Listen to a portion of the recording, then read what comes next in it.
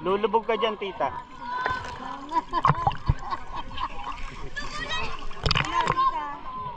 Nakakalayo ka na ba? Putulin na natin ang binti mo.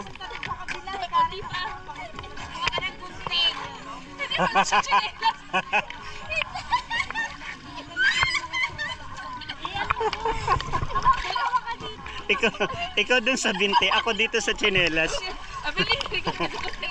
Ah, 1, 2, 3.